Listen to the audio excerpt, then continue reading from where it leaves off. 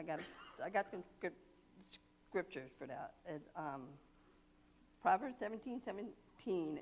A friend loves you all at all times, and a brother is born to adversity. Okay, that's kind of like, it's not saying that your brother or sister are adversity, but God's saying is that go to, your friends, your place of worship, place, your pastor or not someone of the world, because they wouldn't really understand what you're going through. They can give you. There we go. I'm back.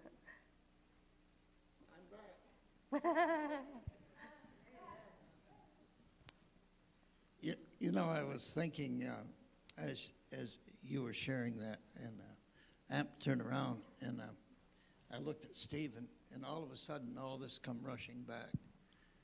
But it takes me back a few years, back in the early 60s, and I met a guy named Danny Milliton, and he became my friend. And what's amazing is out of that, his children and my children became friends. And then our grandchildren became friends. And now, even while I was there this past week, they're getting together, and the great-grandchildren are beginning to knit together. And we're working on 4 generations of my father's friend. And it's a whole lot better in a lot of ways than having I got a son that's down in Florida. I can't help him, or it's hard for him to help me. But if I got a friend close by, right, they can help you, and you can help them. That's true.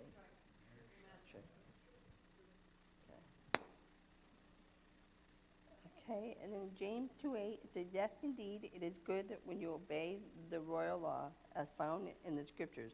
Love your neighbor as yourself. And Mark 12:33, and I know it is important to love him with all my heart and all my strength, and to love my neighbor as myself. This is more important than to offer all the burnt offerings and sacrifices required in law.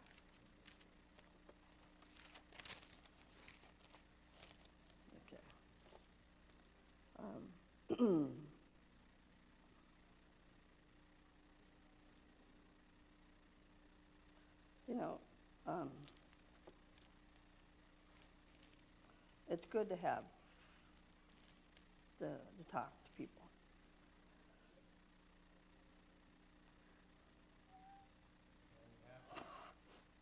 It's just been a rough week.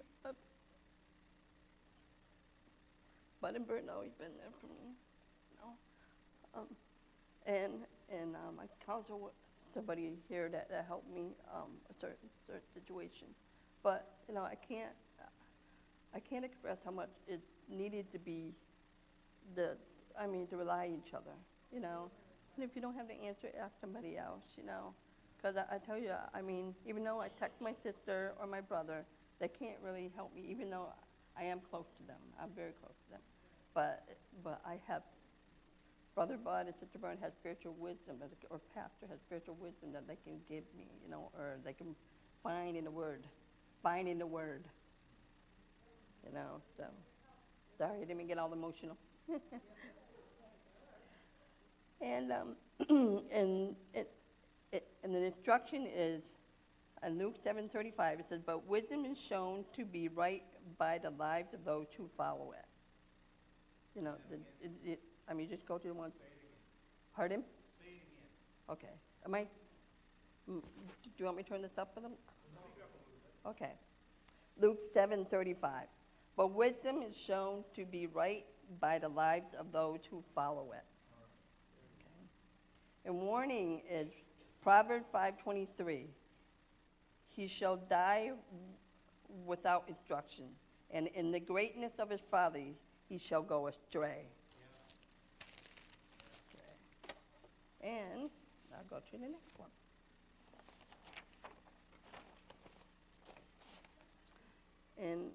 In Proverbs 27:11, it says, "Be wise, my child.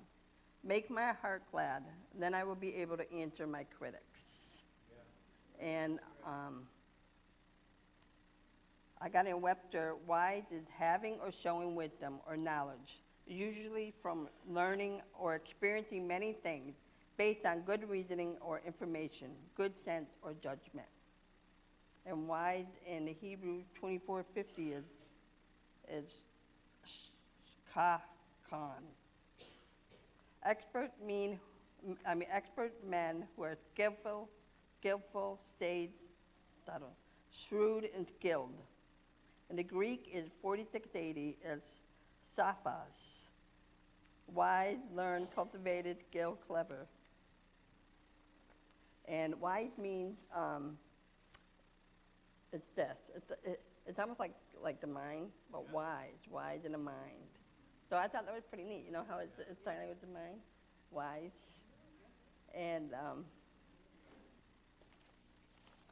then I got the Webster and heart is the hollow muscular organ of a vertebrate that by its rhythmic contraction acts as a force pump maintaining the circulation of the blood. And this is the one I'm talking about. The emotional or moral as distinguished from the intellectual nature. One innermost character, feelings or inclination.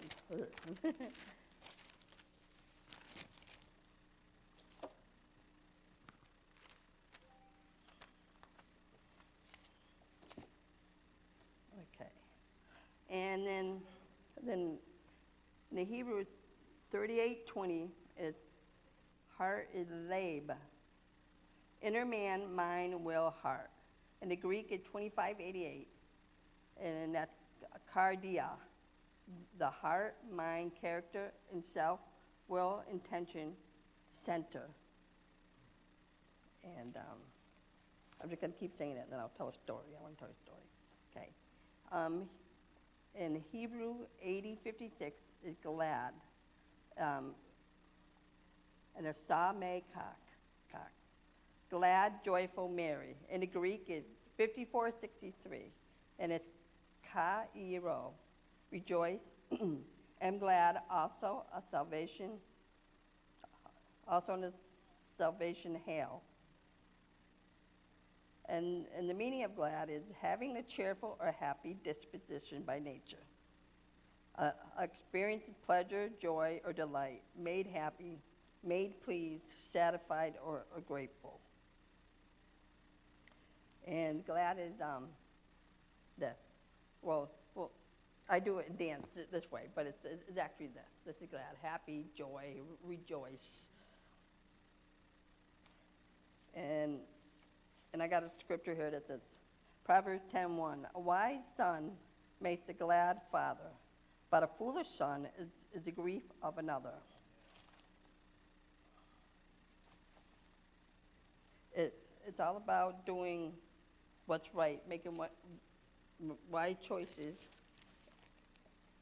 and listening to a wise person and not a fool.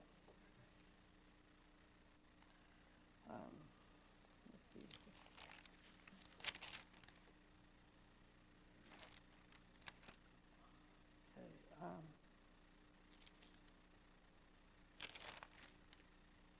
Okay. Proverbs 3:7 says, do not be wise in your own eyes. Fear the Lord and shun evil. And Proverbs 13:1, a wise son heeds his father's instruction, but a mocker does not respond to rebuke. Yeah. And Proverbs 8:33. What's that? Okay. I didn't know what that was. Okay, was it my hearing aids or what? Got a buzz.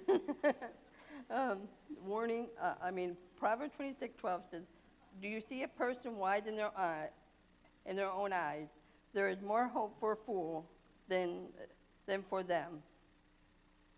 And I put, it is wise to listen to the Lord because it's pleasing to him. That too, and I thought of all the blessings, all the blessings. In Deuteronomy 28, God told us that we would get blessings if we listened to him. That was in Deuteronomy 28:15, 1:15 for the blessings, and then for the cursing it was Deuteronomy 28:15 to 68. You notice how there's 1 to 15, there's 15 to 68. I mean, there's a lot more. I think I'd rather do the 1 to 15,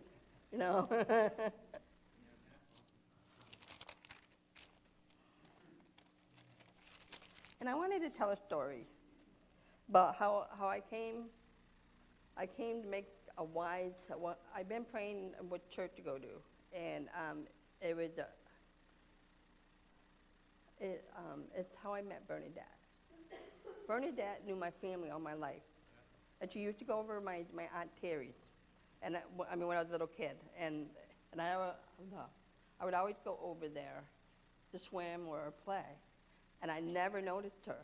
She even held me when I was an infant, and then my parents, like my mom lived on Elmwood Avenue, my father lived in Brown Avenue, so I would have to walk over my father's house. So I would go Elmwood and then down Laurel Street, where Kathy and Ron and Bud lived, where the house is, and I never knew them. Kathy was only one grade up from me. I'm sure we passed each other,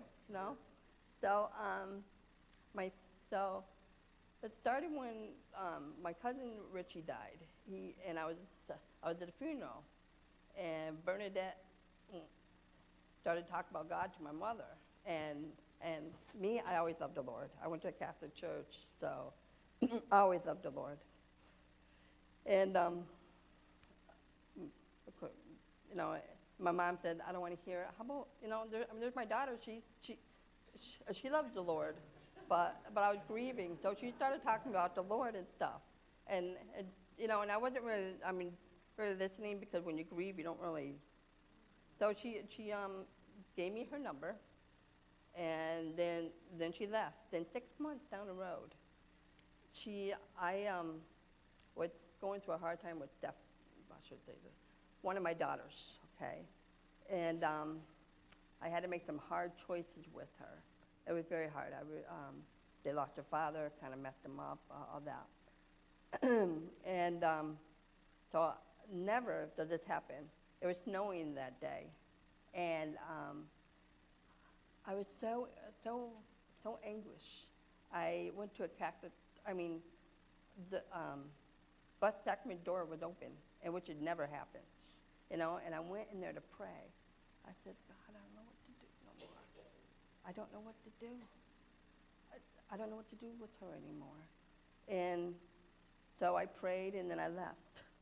And I walked to, I used to work Family Dollar on Northampton Street. So I walked there, and, I just did my stuff. And then, in the meantime, Vern was sitting at her table, drinking coffee or whatever, and she heard the Lord's voice, but she didn't.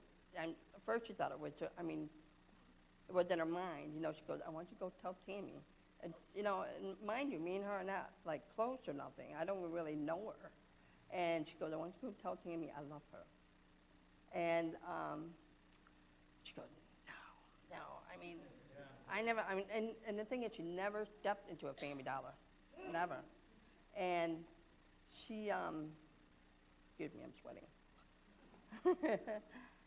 And finally, she kept wrestling, and then finally she went up and she went to Family Dollar, and I was there at the cash register doing my thing, and she came up to me and said, "I want you to know God loves you," and that was it. I just started crying, and I said, "You don't know how much I needed that," because she didn't know that I went to church to pray. God was telling me He was there for me. I didn't have the right answer right then, but. And then she gave me gave me her phone number again. I said, I would like you to go to church. And I gave her a hug. I said, thank you. I didn't say anything yet. And about 5 minutes later, I heard the Lord's voice say, I want you to go. And I called up Sister Byrne. I try to be, I try not to say names. Sister Byrne, and I made a choice to go, a wise decision. So when I came here November 3rd, 2003, it changed my life. You know, I just, and that was, I want to tell that choice because that was a wise decision, you know, and God would go to a far extent to do this thing. But I prayed about I prayed about coming to the right church for years. I mean, it wasn't just 5 years down, it's like 10 years. And I hadn't written it in my Bible. I wish I could have found it. I would have read it to you. But you know what? God's amazing. He knows the timing. He knows everything. And when I made that choice to come here, it changed my life. You know, and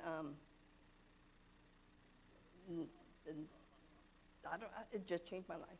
That's all. You know, just God changed my life. Knowing you all changed my life. You know, learning things along the way. I did trip and fall many times. You know what I mean? But that's just the way. You know, Sister Fran always says, this is your training ground right here. And I never forgot this, you know. So that's my story. It ain't over yet. No, it's not over. You're right about that. And I'm going to go to another scripture now. Okay. Proverbs 27:12. A prudent person foresees danger and takes. Oh, okay. Wait a minute. I wanted why is this? Okay, rejoice. Okay, I did all that. I got to remember. Okay. Proverbs 27:12. A prudent person foresees danger and takes precaution. A simpleton goes blindly on and suffers the consequences. A prudent means wise too. So that's wise. And a simpleton, you remember the 5 fools? Yeah. A simple, I got it right here. Okay. And this is number 1, the simple fool. The simple fool opens his mind to any passing thought. Yeah. Proverbs 22:3. A prudent man foresees the evil and hides himself, but the simple pass on and are punished.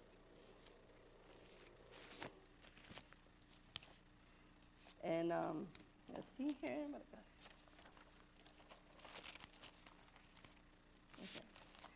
Okay, Webster, excuse me, I'm sorry. Webster, prudent and a Webster is characterized by rising from or showing prudence as marked by wisdom or judiciousness. I can't say that word. Prudent advice, shrewd in management or practical affairs. Prudent invests, marked by circumspection, discreet, and provident, frugal, careful. And in the Hebrew word is 7:9:22 is sekel. And it means discretion, insight, intelligent, repute, sense, shrewdness, understanding, wisdom. And in Greek, in 4908, is soon eos, intelligent, prudent, wise, understanding, discerning. And like I said, it means wise. And a Webster for simpleton is someone who is not very intelligent, or who does not have or show good sense or judgment. A person lacking common sense. And in the Hebrew, in 3684, it's K-seal, fool, stupid, fellow, dullard, simpleton, and arrogant one. I meant some of those. 34, in the Greek, it's 3471. Is muraino. Make foolish, turn to foolishness, taint and thus, and tasteless, make useless. And this is a very good example of the 10 virgins, the wise one, and I'm going to read it, okay?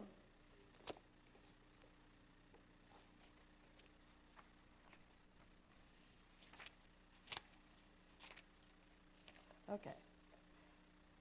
Then the kingdom of heaven will be like 10 bridesmaids who took their lamps and went to meet the bridegroom. 5 of them were foolish and 5 were wise. The 5 who were foolish didn't take enough olive oil for the lamps, but the other 5 were wise enough to take along extra oil. When the bridegroom was delayed, they all became drowsy and fell asleep. At midnight, they were aroused by the shout, "Look, the bridegroom is coming. Come out and meet him." All the bridesmaids got up and prepared the lamps. Then the 5 foolish ones asked the others, please give us some of your oil because our lamps are going out." But the others replied, "We don't have enough for all of us. Go to the shop and buy some for yourself." But while they were gone to buy oil, the bridegroom came. Then those who were ready went in with him to the marriage feast, and the door was locked. Later, when other 5 bridesmaids returned, they stood outside calling, "Lord, Lord, open the door for us." But he called back, "Believe me, I don't know you." So you too must keep watch, for you do not know the day or hour of my return. You know, and that's a good example. I mean, we have to use. I like to have a complacency. See, me and Ed are opposite. He's kind of laid back. Me, I always have to have it like this. You know, I got a plan. Ed kind of goes with the flow. I mean, it's good for some people, but it isn't for me, because if I don't have a consistency plan, then that's it. You know, I'm a big hot mess. You know, so I try. And not that I'm calling. I mean, not that I'm calling my husband a fool. You know, it's just that's not what I'm saying. I'm just saying that for me, I have to have a plan. Even it's like when Bud did that. I'm a woman that likes to analyze, so I always have to have things just so, you know, I got to have it this way. Most of the time it doesn't happen that way. I think God likes to. I mean, I think he thinks he's funny when he does that. You know, and I think, God, I had it all planned out. Why? You know. You know, but that's the way. I mean, that's the way it works with me. Where I see some people, they got a plan. It's great, but with me, hey, you know. But you know, maybe he wants to show me where I'm a fool. You know. It's true, though. It's true. And this is as far as I got. I'm sorry I didn't do much more, but I was hurting this week. It was with my neck and stuff, so I've been going to doctors. It's been quite a week. But I got in Proverbs 12:33. A prudent man conceals knowledge, but this is instruction and wording. A prudent man conceals knowledge, but a heart of a fool proclaims folly. Be wise, pay attention. Yeah. And Proverbs 14:15. The simpleton believes every word he hears. Don't be naive. You know, I gotta admit, I'm very naive at times. Very. I mean, people used to tell me things I would actually believe it, and then I find out, especially in well, it's not really. I'll tell you, like my brothers, they used to turn down the TV when I had my hearing aids, and they would say, And then, I say, stop, and I would actually think I couldn't hear without, without my hearing aids, Examples like that. I was very naive. I still am a little bit, Yeah. What?